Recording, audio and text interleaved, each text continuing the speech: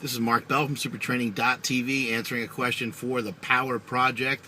The question is from Sam Borrego. Sam has a question about, it's a very general, very broad question.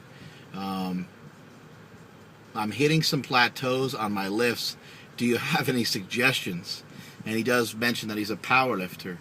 Well, man, that's a very broad question to answer. It encompasses a lot of things. But I think it's an important question because it's one that pops up quite a bit. I have people who say it all the time, man, my bench is struggling. You got any tips? And it's like, well, not really, because I don't know what the hell you're doing. So it's kind of hard to give somebody tips on their training when you don't know what their training is. However, there are some key components to getting better that we can all agree upon. And some of them are obvious and some of them are less obvious. Some of them are things that we lifters that have been lifting for a long period of time take for granted. And we show newer lifters and they go, whoa, that's some awesome information. But because we know it like the back of our hand, it sometimes gets kind of lost in the shuffle. So obviously there's some things to get yourself better that are common ground amongst anybody, no matter what program they're doing. Consistency, hard work, just doing it day in, day out, and also not just lifting in the gym and kind of forgetting about it and not thinking about it any further. Also analyzing your work, analyzing your workouts, and also just kind of staying up on your workouts. Like, you don't just get to the gym and you blindlessly work out. So some of the less obvious things would be having an intent for the day. You would think that would be obvious, but it's not. A lot of people don't really have an intent, and sometimes, even worse, they don't have like a real goal for the day. So make sure that you have a goal. I don't care, if you're bodybuilding, if you're doing strongman, whatever it is that you're doing, make sure that you have a goal in mind. A type of training just popped in my head from a buddy, John Anderson. John Anderson was a world's strongest man competitor and competed at a very high level. John Anderson is about 310 pounds, probably about 6%, 7% body fat at one point. And the guy looks like the Incredible Hulk or something like that. And when people would go train with him, it was a big honor to train with him. He did not allow just anyone to come train with him. But when people would go out to train with him, he would say, look, man, there's a finite amount of work that has to be done. There's a certain amount of work that is going to get done today. And I don't care if you pass out. I don't care what happens, but the work will get done. And what he would do is, if somebody was pushing the sled, if they were doing sled work, or they were doing some sort of pull, like tractor pull or something along those lines, somebody would slow down or somebody would stop, and he would say, hey, there's a certain amount of work that needs to be done today, and it will get done. So either you continue to push it or I'll push it for you. And I always thought that was really cool because it sends a message. You don't want the other guy doing your work for you, but it also sends a message like, dude, we're like in this together. We're in this together. We're going to do this as a team. So there's another less obvious thing, would be getting around a training partner that knows what's going on, or even just a training partner that wants to work hard. Now to get into even... so we have like an intent of the day. That would be a less obvious thing. Getting around a good training partner, that would be another less obvious thing. And another key factor in your training success is your warm-up. A lot of people don't know anything about a warm-up or how to go about doing a warm-up. I would always say make sure that your muscles are quote-unquote warm. Like, make sure you're not actually physically cold, and make sure you're somewhat prepared to do a movement. But other than that, you don't have to really waste your time with a lot of warm-up. However, after you get into after you're finishing your warm-ups, but for argument's sake, let's just say warm-ups take you to 50%. So from 0%, or the barbell, or however you want to say it, until you get to about 50%, that's your warm-up. 60% and above, just for argument's sake, we'll just say that anything above that is beyond a warm-up. Now you're actually starting to work.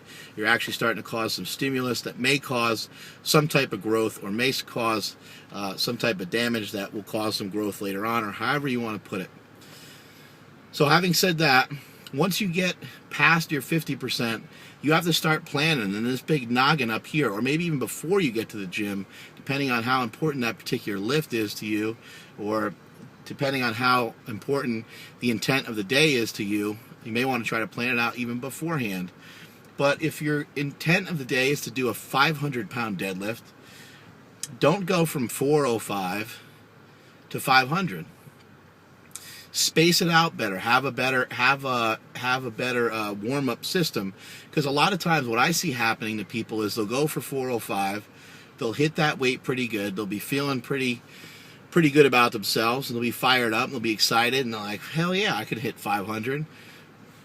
And whether they make 500 or not, normally I see them miss it because their body's not prepared for it yet. But whether you make it or miss it, you probably aren't going to have, you probably didn't get the volume in that's necessary to really get stronger. I mean, I would say that, nickel and diming your volume all the time is probably not the greatest idea either. It's good to mix it up. It's good to get after it. It's good to go for a big weight here and there and just say, screw it, I'm just going to go big, especially when you're running out of time or something like that with your workout, or in other cases. But for the most part, I'd like to see a lot of guys go 405, 455, maybe 475, and then maybe 505 or 500 for a PR. Something along those lines, something like that. And a lot of times, what I'll usually see happen too is a lot of times somebody will even lift even a little bit above and beyond what they thought they were going to get for that day, because their body's now stimulated and ready to go, and it's ready to handle those heavy weights. You prepared yourself for it. But in addition to that, one of the most important things is not to miss weights. Now, if you're talking about straight up West Side barbell method, you are going to miss some weights here and there, but make sure you get the work in first. So again, 405, maybe you go to 455, or maybe you go to 440, maybe you go to 475, and then you go for 500. So if you miss 500, don't miss it 3 or 4 times and have that be your workout. That's a miserable workout. A lot of times I'll see someone go from 405 to 500, and they'll miss it 3 or 4 times, and that's their workout. Not only is that not an efficient workout, you're going to have what I like to call hangover going into your next lower body workout, and good luck with that. That's going to suck. So you have to carefully select your warm-ups. Those of you out there that are doing more bodybuilding, or those of you who are just more recreational lifters, who are not competitive power lifters, or even the guys that are power lifters, utilize a lower rep range in your warm-ups. Sets of 3, sets of 5, sets of 6, things like that. Use a lower rep range until you get to your main working sets. I even know some high-level bodybuilders that utilize that. They'll do sets of 3, sets of 5 until they get to their main working sets, and that's where they'll do 8 reps, 10 reps, 12 reps, and so on. The reason is there's no reason to waste energy on your warm-up sets. And again, what's a warm-up set? For argument's sake, for argument of this video, we'll just say it's approximately 50% of your best on whatever particular exercise that is. Missing is just going to basically ingrain that missing into your head. You're going to teach your body how to miss. You're going to have anxiety about those certain weights that you keep missing. So success breeds success. Practice doesn't make perfect. Perfect practice makes perfect. So make sure that you're practicing perfectly. There's a couple other stupid sayings in there that I could throw in there that would apply to some of the things that I'm trying to say here, but I just wanted to point that out. So next time somebody says, hey man, you got a couple tips for me, and you have no idea what their training is, or you have no idea what to where they're at in their lifting, say, hey, do you have a training partner? If they say no, say get one. And ask them about their warm-up. Say, how are you warming up? Are you warming up like an idiot? Are you wasting a lot of energy? I see a lot of kids, when I used to train at the high school, 185 would be on the bar, and they would just start with 185. I've bench pressed 854 pounds in competition. I know many guys who've benched 900, and a few guys who've benched 1,000, and all those guys warm up with the barbell. not with 185. They warm up with the barbell. The high school kids would warm up with 185. They'd try it for a few reps. They'd basically miss a couple reps. Another guy would deadlift a couple reps off them. And then they would go up. They'd go up to 225 as if they were really actually nailing that weight by themselves. They'd squeeze out 225 for 2 reps, again, cheating and squirming on the bench, throwing their hips up and having their buddy, lift it up for them.